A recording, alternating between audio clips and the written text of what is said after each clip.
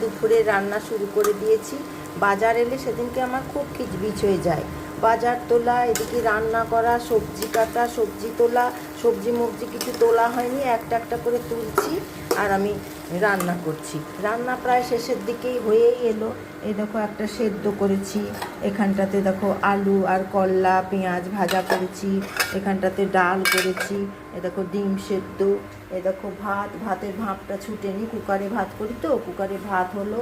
আর এ দেখো এঁচোড়টা হচ্ছে, এঁচোড়টা আমি সেদ্ধ বসিয়ে দিয়ে সোনাইকে চান করালাম। একসাথে একটা কাজ নিয়ে পড়ে থাকলে তো হবে না, আমাকে সব কাজ করতে হয়। আর ছেলে নিয়ে আমার কাজ করতে একটু কষ্টই হয়, সেভাবেই আমাকে গুছাতে হয়। এর মধ্যে ফাঁকে ফাঁকে চা মিস্ত্রিরা আছে, অনেক কাজ বন্ধুরা, এইভাবেই চলছে।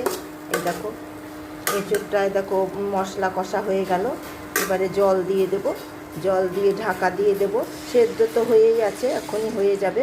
তারপরে আমি থালা সেজে খাবার নিয়ে তোমাদেরকে দেখাচ্ছি কি কি আমি রান্না করলাম। ঠিক আছে বন্ধুরা, ঘুরে আসছি। আমার রান্না হয়ে গেছে, থালা সেজে নিয়ে চলে এসেছি। এই দেখো তোমাদেরকে বলে দিই কি কি রান্না হলো। একবার তো বলেছি, আবার বলে দিই।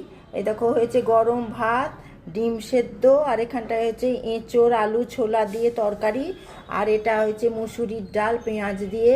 এটা করেছি আমি গাজর আলু পেঁপে সেদ্ধ, নুন তেল লঙ্কা দিয়ে মেখেছি। আর এখানটাতে হয়েছে করলা আলু পেঁয়াজ ভাজা। এই হয়েছে আজকের লাঞ্চের মেনু। ঠিক আছে, এখানেই শেষ করলাম। আবার অন্য ভিডিও নিয়ে চলে আসবো তোমাদের কাছে। টাটা।